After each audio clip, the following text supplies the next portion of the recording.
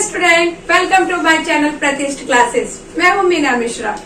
हम लोग quadratic equation start कर चुके थे। प्रैक्टिस सेट 2.1 हमने कंप्लीट कर लिया है और आज हम स्टार्ट करेंगे प्रैक्टिस सेट 2.2।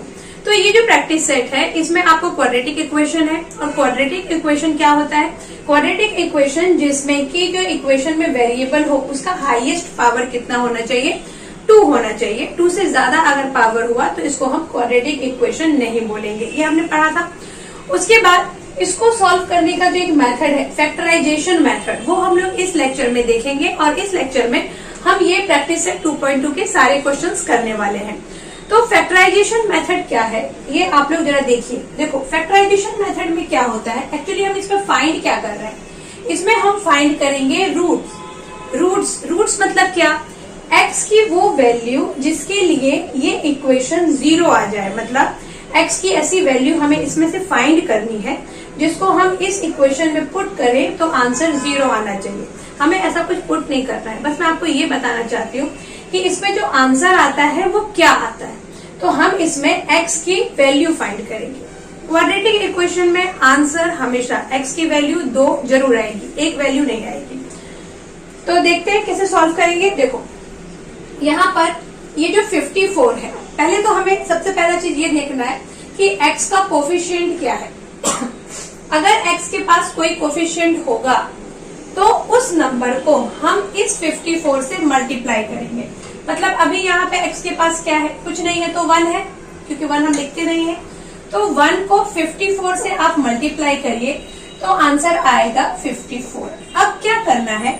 हमें 54 के फैक्टर फाइंड करने हैं। फैक्टर का मतलब क्या होता है? फैक्टर मतलब वो नंबर जिसके टेबल में 54 आए। तो 54 के हमें ऐसे फैक्टर फाइंड करने हैं और जो भी फैक्टर आएगा उन फैक्टर्स को प्लस या माइनस करके हम देखेंगे कि हमारा ये 15 आना चाहिए, -15। क्लियर हो गया? देखो 54 के फैक्टर, तो चलो अभी सॉल्व करके देखते हैं तो आपको और अच्छे से समझ में आएगा। 54 किस किस के टेबल में आता है? 54 आता है 6 4 जा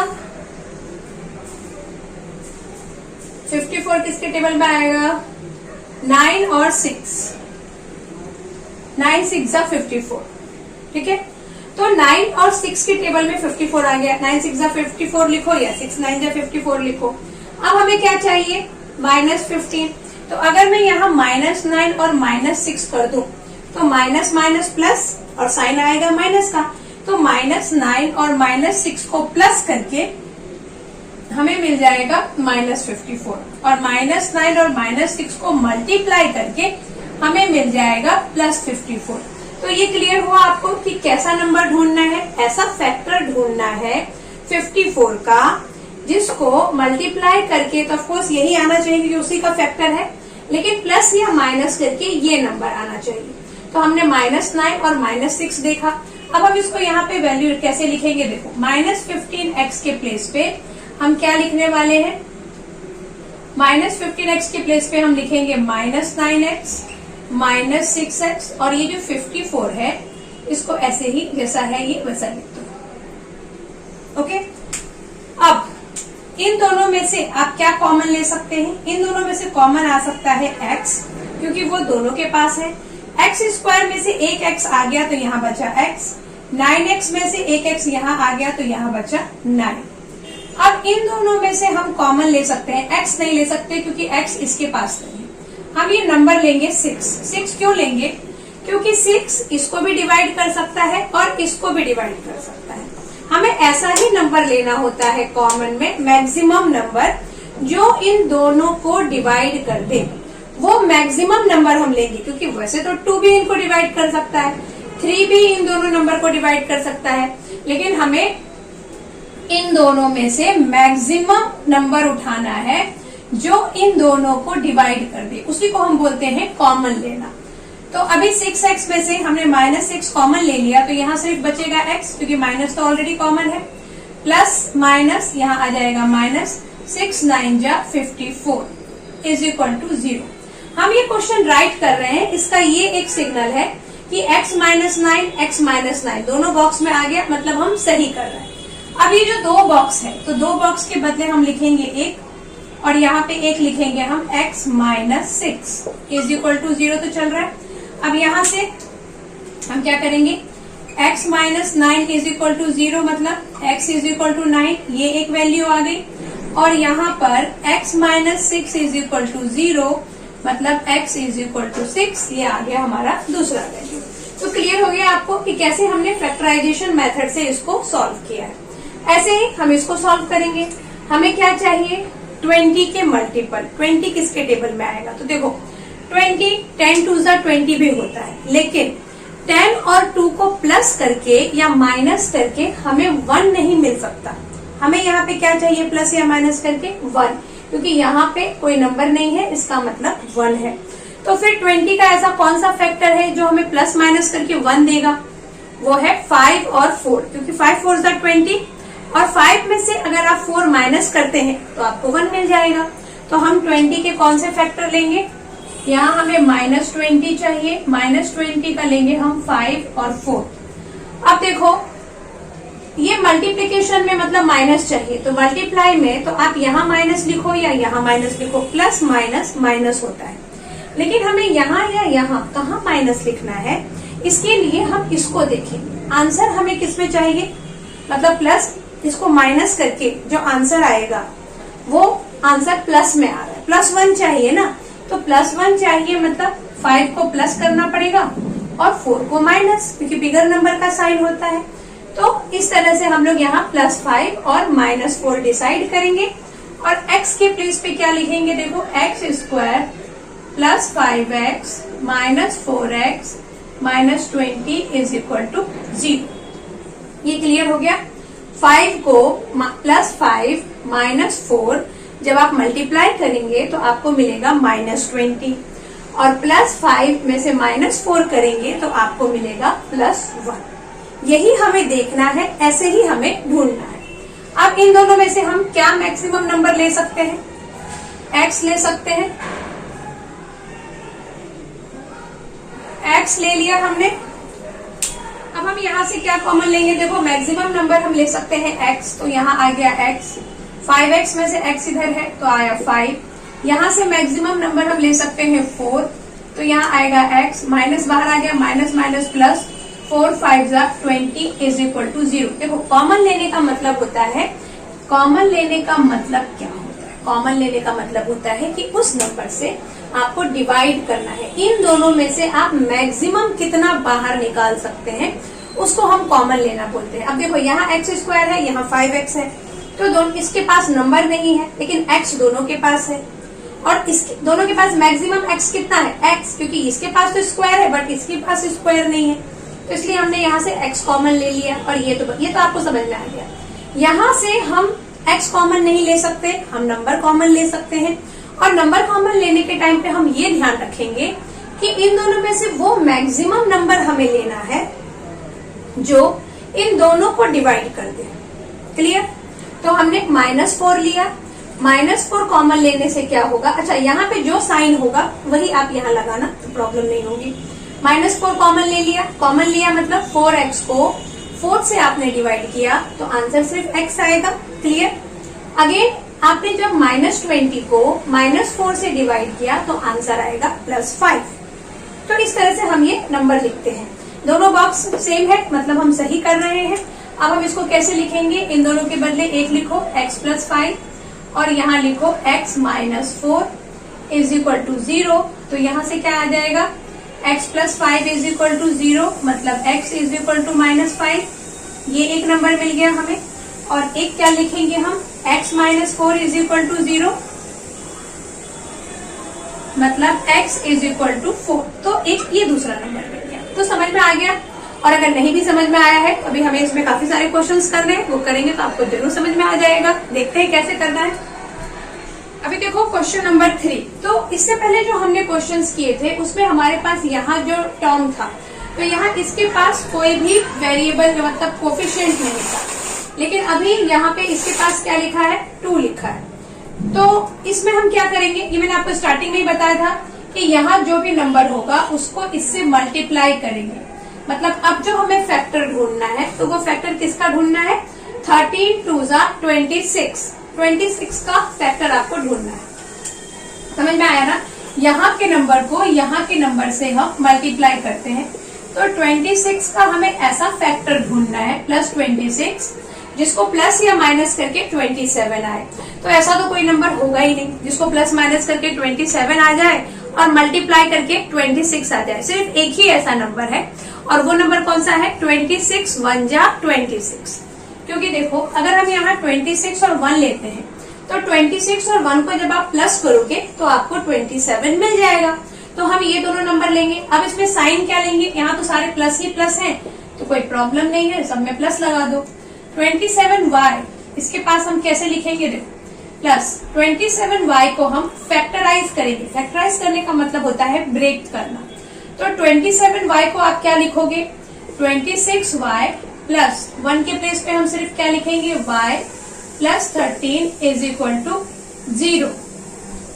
अब अगेन इससे पहले जो हमने किया था, इन दोनों में से कॉमन ले लो। अब यहाँ से हम मैक्सिमम, देखो नंबर इस बार दोनों के पास नंबर है, और मैक्सिमम नंबर क्या है? ऐसा मैक्सिमम नंबर जो दोनों के पास हो, तो वो क्या है? 2।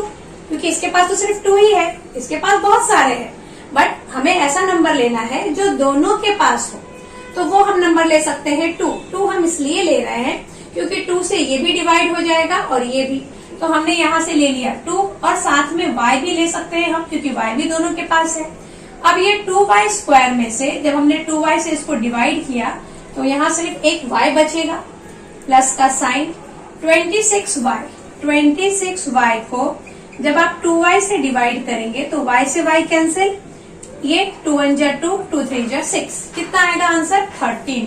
तो यहाँ हम लिख देंगे 13। उसके बाद यहाँ से देखो, यहाँ y प्लस 13 है, तो यहाँ ऐसा कुछ भी नहीं है जो हम कॉमन ले सकते हैं।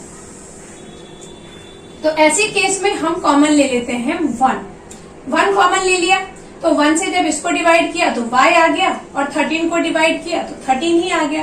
क्योंकि 1 से तो हर एक नंबर डिवाइड हो सकता है। तो जब ऐसा कुछ केस आता है कि हमारे पास कुछ भी कॉमन लेने के लिए ना हो, उस केस में हम 1 कॉमन लेते हैं। क्लियर हो गया ये बात?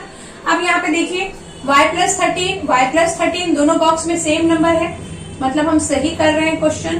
अब ये y प्लस 13 को 1 टाइम लिखो और 2y प्लस 1 को 1 टाइम लिखो, इज इक्वल टू क्या लिखेंगे हम? 0। फिर यहाँ से हम y की वैल्यू फाइंड करेंगे, तो उसके लिए क्या करना पड़ेगा? एक बार y plus 13 is equal to 0, तो y इज इक्वल टू कितना आ गया? -13। और एक बार हम क्या लिखेंगे? 2y plus 1 is equal to 0, तो 2y इज इक्वल टू, ये प्लस 1 इधर आके -1, तो y इज इक्वल टू हो गया -1/2। क्लियर हो गया ये क्वेश्चन? अब देखें इस क्वेश्चन को, तो यहाँ पे क्या लिखा है? 5m square is equal to 22m plus 15।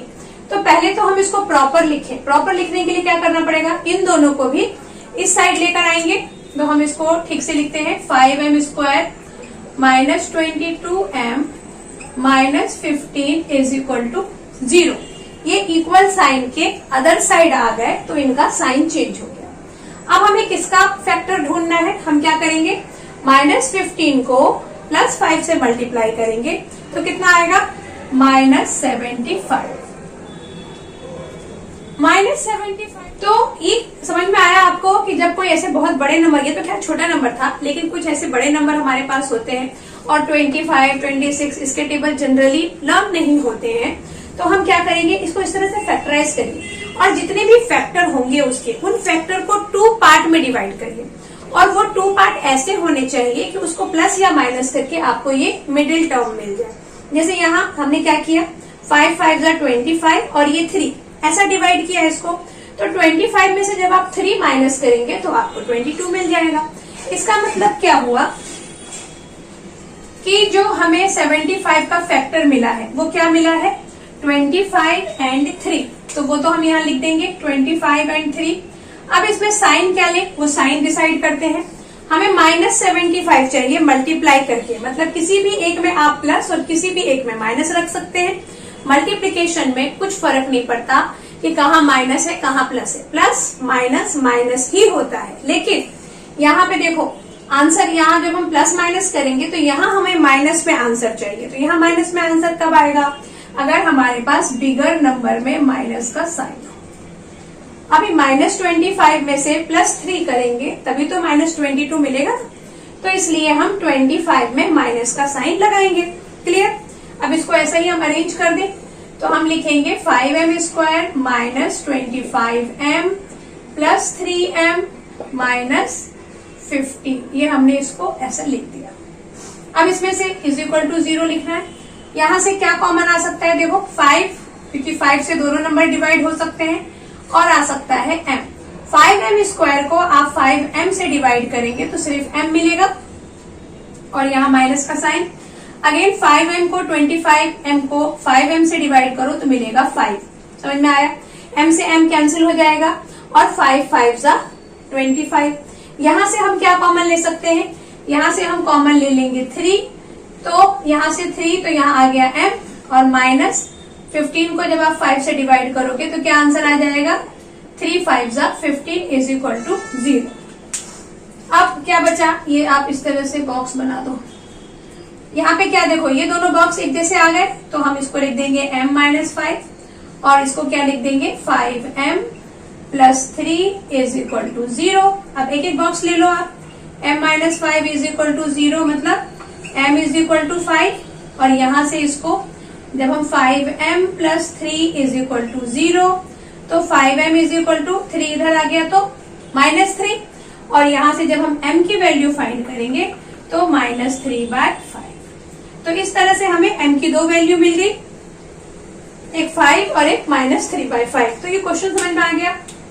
जब बस आपको ये जो हम फैक्टराइज करते हैं उस पे ध्यान देना है, उसके बाद जब यहाँ पे हम उसको कॉमन लेते हैं उस पॉइंट पे ध्यान देना है।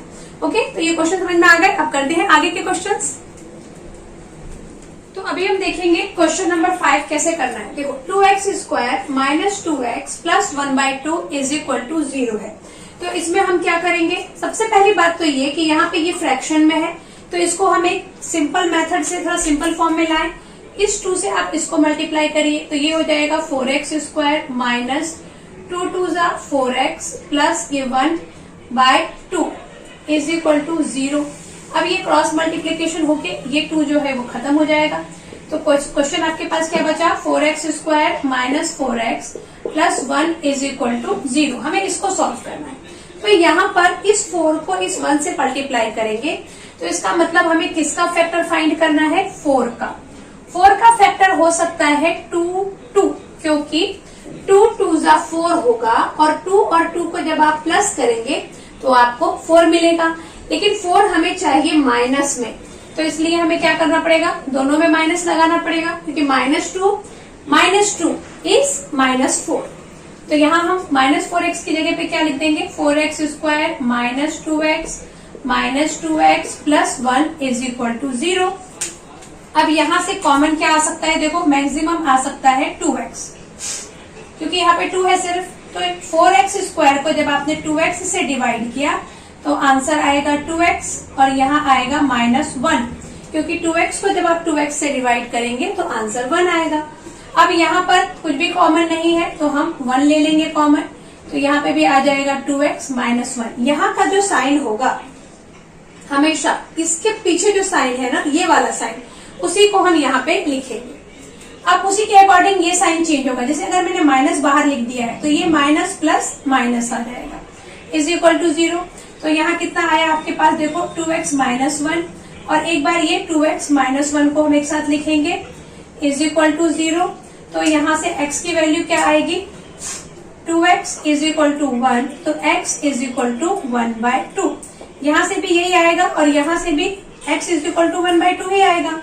2x माइनस 1 है, 2x माइनस 1 है, तो x is equal to 1/2 is the answer. यानी x की सिर्फ एक ही वैल्यू आएगी और वो है 1/2। अब ये वाला क्वेश्चन, इस पे देखो क्या है? 6x minus 2/x is equal to 1। तो यहाँ पे भी जो x है वो फ्रैक्शन में है, तो पहले तो इसको हम नॉर्मल लिखेंगे, तो x को इससे मल्टीप्लाई करेंगे तो ये क्या होगा? 6x square minus 2/x is equal to 1। Cross multiplication करो तो 6x square minus 2 is equal to x। ये x उधर मल्टीप्लाई हो गया। अब इसको हम अरेंज करेंगे क्वाड्रेटिक इक्वेशन के फॉर्म में, तो लिखेंगे 6x², उसके बाद ये -x, then -2 is equal to 0। अब जो हमें फैक्टर चाहिए, किसका चाहिए? 6 2 12, मतलब -12। 12 किसके टेबल में आएगा? जिसको प्लस माइनस करके हमें 1 मिल जाए। तो 6 2 12 भी होता है, लेकिन 6 में से 2 को ना प्लस करके 1 मिलता है ना माइनस करके 1 मिलता है, तो हम 6 2 12 नहीं लिखेंगे। हम क्या लिख सकते हैं? 4 3 12। तो यहाँ पर हम 4 और 3 अगर लेते हैं तो देखो 4 में से जब आप 3 को माइनस करोगे तो आपको 1 मिलेगा, लेकिन 1 चाहिए हमें कैसा? -1 चाहिए। तो -1 कब मिलेगा? जब बिगर नंबर के पास माइनस का साइन हो और स्मॉलर नंबर के पास प्लस का साइन हो। अब जब मैं -4 + 3 करूंगी तो आंसर मुझे क्या मिलेगा? -1। तो यहाँ पर -x को क्या फैक्टराइज करेंगे हम?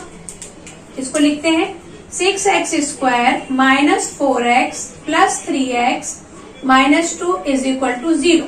अब यहाँ से आप मैक्स टू मैक्स क्या कॉमन ले सकते हो? 4 अगर हम लेना चाहें तो 4 6 को डिवाइड नहीं कर सकता है।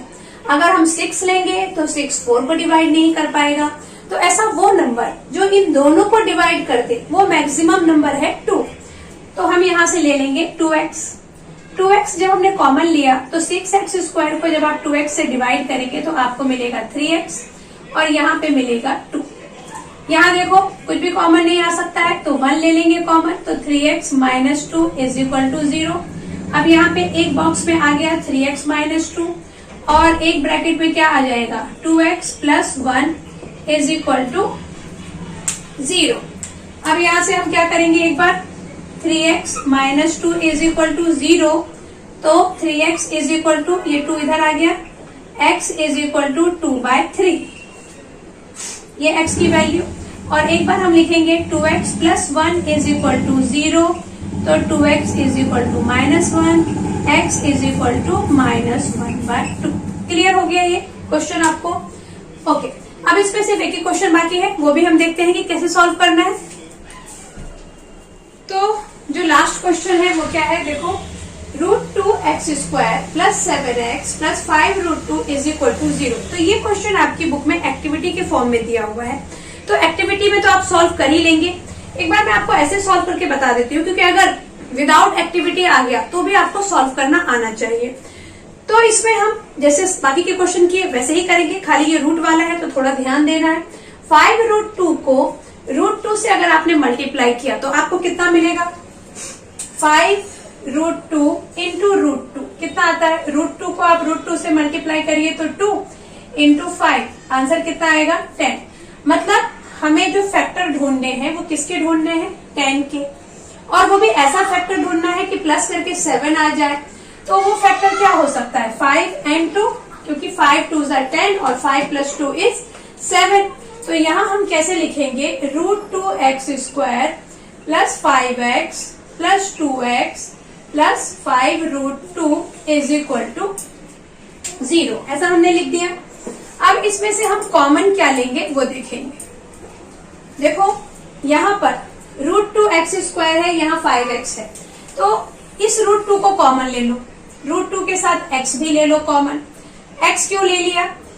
क्योंकि x दोनों के पास था, और √2 ले लिया क्योंकि यहाँ पे √2 लिखा हुआ था। रूट के क्वेश्चन में आप हमेशा ऐसे ही करना कि यहाँ जो भी नंबर होगा उसको ही कॉमन ले लेना। तो कॉमन ले लिया तो यहाँ क्या बचा? x। अब यहाँ क्या बचेगा? देखो, कॉमन लेने का मतलब होता है डिवाइड करना। 5x को जब √2x से हम डिवाइड करेंगे तो क्या होगा? x से x कैंसिल और क्या बचेगा? 5/√2। तो यहाँ हम लिख देंगे 5/√2। ऐसे ही हम यहाँ करेंगे, 2x + 5√2 है तो यहाँ पे हम कॉमन ले लेंगे 2 कॉमन ले लिया तो यहाँ पे x बचा। और अब यहाँ क्या बचेगा? यहाँ 5√2 है, इसको हम 2 से डिवाइड कर रहे हैं। तो ये तो आपने क्वेश्चंस में किया हुआ है कि 2 को आप क्या लिख सकते हैं? √2 इंटू √2। 2 के प्लेस पे हम √2 इंटू √2 लिख सकते हैं, क्योंकि इन दोनों को मल्टीप्लाई करके वापस 2 आता है। अब ये √2 से ये √2 कैंसिल, तो क्या आएगा? 5/√2। मतलब ये दोनों बॉक्स हमारे सेम आ गए, जो हमारा इंटेंशन रहता है। अब यहाँ पे हम क्या करेंगे, एक बार ये इज इक्वल टू 0 लिखना जरूरी है, x प्लस 5/√2 और एक बार क्या आ जाएगा ये √2x plus 2 is equal to 0। तो इसको लिखो x plus 5/√2 is equal to 0। तो x इज इक्वल टू क्या आ जाएगा -5/√2। एक तो ये आ गया हमारा आंसर, और दूसरा आंसर क्या आ सकता है, यहां से √2x plus 2 is equal to 0। तो √2x इज इक्वल टू -2, तो x इज इक्वल टू -2/√2। इसको आप ऐसे लिखो, या फिर एक काम हम यहाँ पे ये कर सकते हैं कि जो डिनोमिनेटर है वो कभी भी रूट में नहीं होता है, मतलब आंसर में आपके ऐसा नहीं होगा। तो अगर ये है तो ठीक है, अगर ऐसा नहीं है तो हम इसको रैशनलाइज कर सकते हैं। √2 इंटू √2 कर दिया तो आंसर क्या आ जाएगा हमारा -5√2/2। ऐसा भी आंसर आ सकता है। यहाँ पे भी हम सेम प्रोसीजर करेंगे, √2 से √2 रैशनलाइज कर दो तो यहाँ पे आ जाएगा -2√2/2। 2 से 2 कैंसिल कर दो तो आंसर आएगा -√2। तो एक आंसर हमारा x का आया -5√2/2 और दूसरा आंसर क्या आया -√2। तो ये प्रैक्टिस है, यहाँ हमने कंप्लीट कर लिया है। और ये तो अब तक आप लोग समझ ही गए होंगे कि मेरे इस चैनल पे आपको आपके टेक्स्ट बुक के हर एक क्वेश्चन का सोल्यूशन मिलने वाला है, और काफी इजी मेथड में यूज करती हूँ एक्सप्लेन करने के लिए, और आपको बहुत सारे यूजफुल टिप्स भी देती हूँ जो आपको ये पता करने में हेल्पफुल होते हैं कि हमें क्वेश्चंस को कैसे सॉल्व करना है। ओके, तो आगे के और भी जो वीडियो बनेंगे वो आप तक पहले पहुंचे और आपको उसका नोटिफिकेशन आ जाए, इसलिए आप चैनल को सब्सक्राइब जरूर करिए, अपने फ्रेंड्स के साथ शेयर करिए। इस लेक्चर को बस यहीं पे स्टॉप करते हैं, और इसके आगे के जो प्रैक्टिस सेट है वो हम लोग नेक्स्ट लेक्चर में डिस्कस करेंगे। Thanks for watching.